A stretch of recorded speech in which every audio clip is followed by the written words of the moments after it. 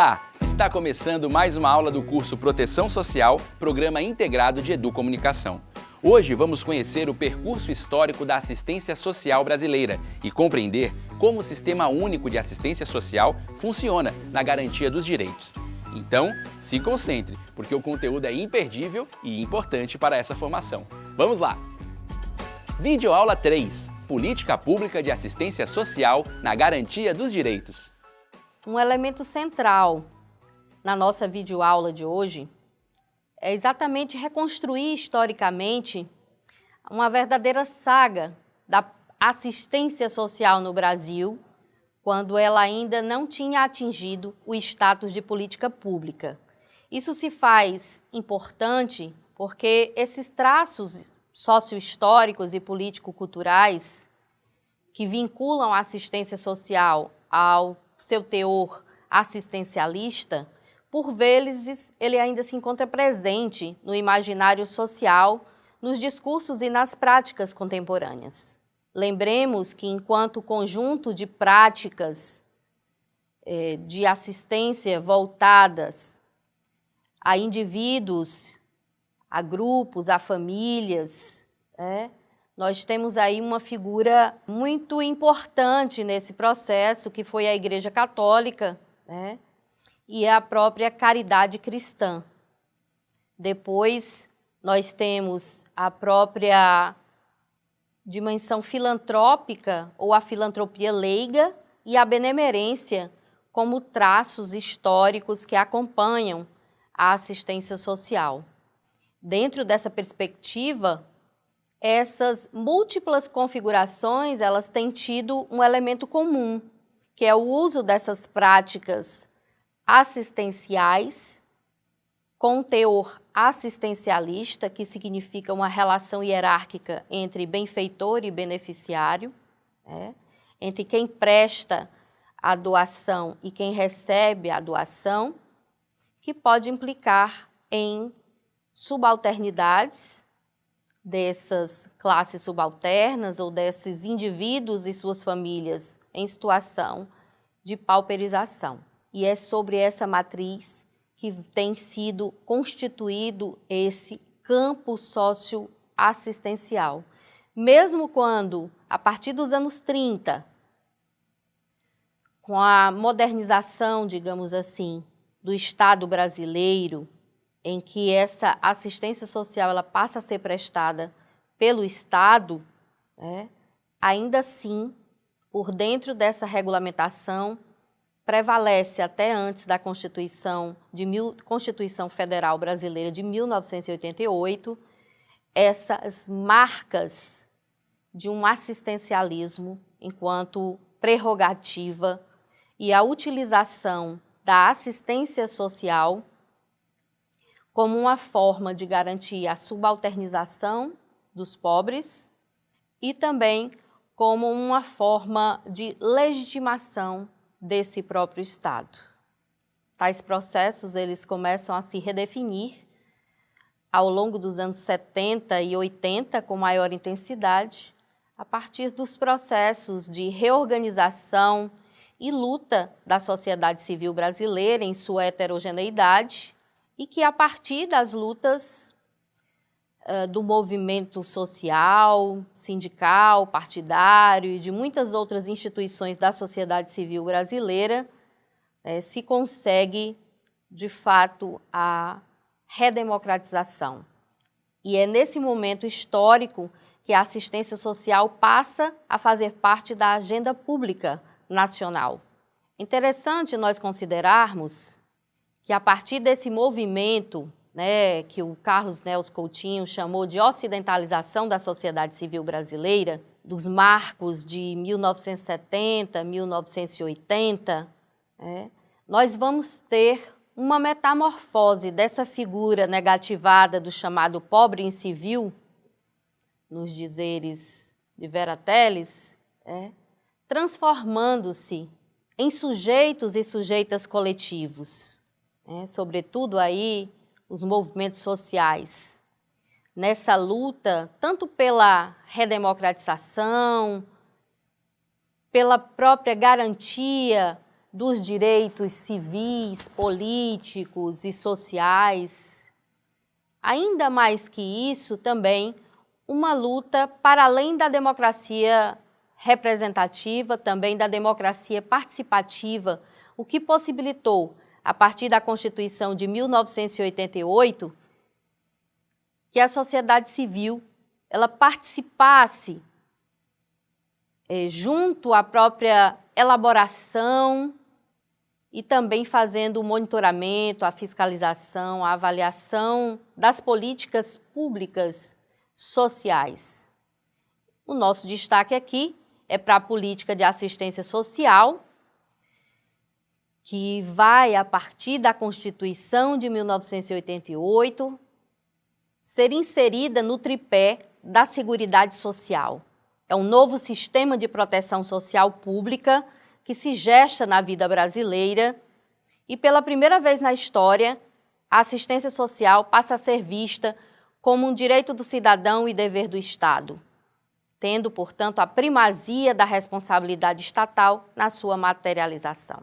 Em termos de marcos regulatórios, além da Constituição Federal de 1988, com o capítulo específico que versa sobre os direitos sociais e, dentro deles, o da assistência social, nós destacamos também a Lei Orgânica da Assistência Social de 1993 e destacamos que esse período que vai de 93 até os anos 2003, 2004, foi um momento de muita tensão no campo estatal, nas intensas lutas com a sociedade civil brasileira.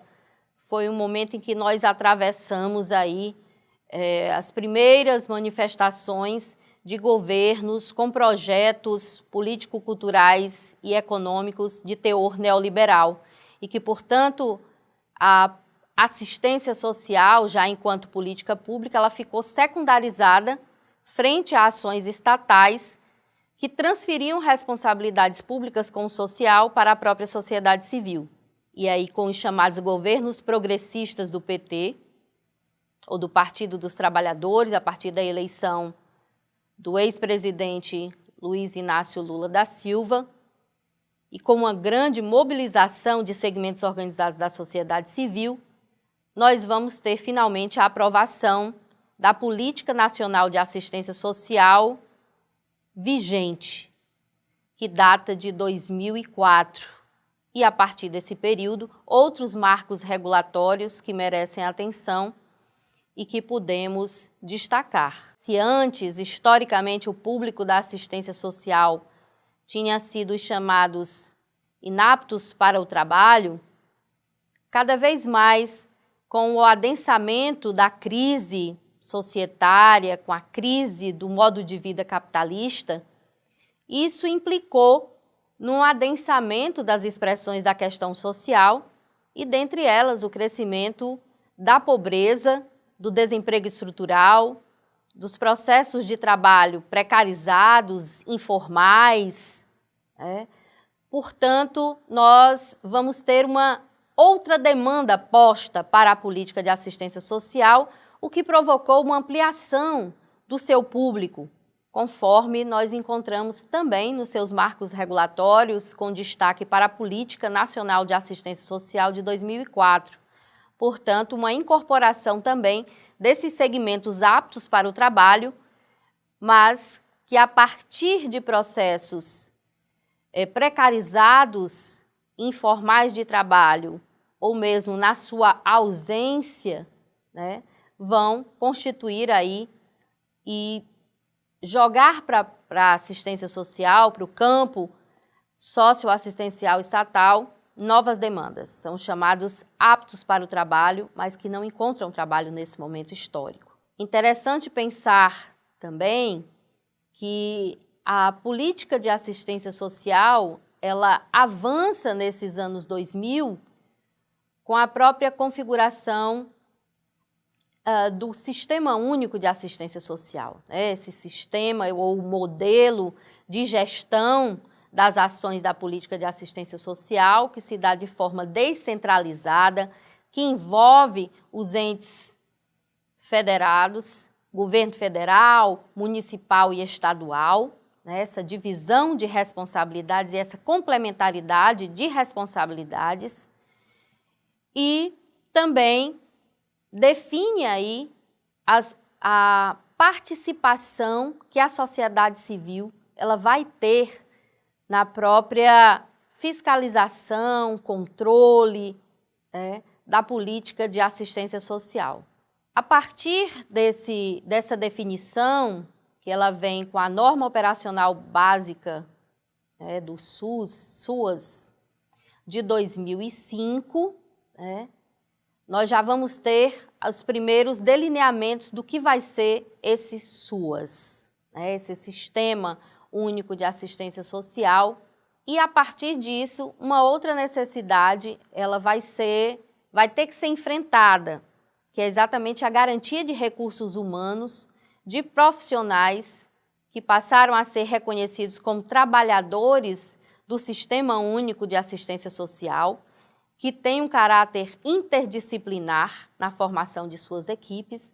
Ela ganha um reforço, né, a partir da norma operacional básica do SUAS-RH. Em 2011, nós vamos ter, de fato, a regulamentação do SUAS em nível nacional, tornando-se, portanto, algo que pode ser cobrado e reivindicado pelos usuários da política de assistência social. Quando nós nos referimos a esses usuários, como aqueles que estão em situação de vulnerabilidade social e ou em risco social e pessoal, importa também demarcar que a política ela foi feita para quem dela necessitar. Só que cada vez mais, nas disputas entre projetos político-ideológicos que atravessam o próprio campo socioassistencial e a própria vida brasileira, há uma tendência muito forte de uma seletividade e de uma definição de critérios que muito dificulta que toda e qualquer cidadão e cidadã brasileiro possa, de fato, ter acesso aos programas, projetos, benefícios e serviços que são garantidos por essa política pública e operacionalizados a partir do seu Sistema Único de Assistência Social. Pensar a importância da política de assistência social e do seu correlato, o Sistema Único de Assistência Social, nesse momento de crise sanitária, da pandemia de Covid-19, né? E, ao mesmo tempo, considerando o momento político-econômico que nós vivemos aqui no Brasil, de ataques e de contrarreformas do Estado de Direito, do nosso Estado democrático de direito, os riscos que estão sendo postos à nossa democracia e a necessidade de nós desconstruirmos essa figura homogeneizada do chamado pobre incivil e reconhecê-los como sujeitos e sujeitas individuais e coletivas que detêm direitos e que detêm a possibilidade, sim, de contribuírem com a construção dessa política pública.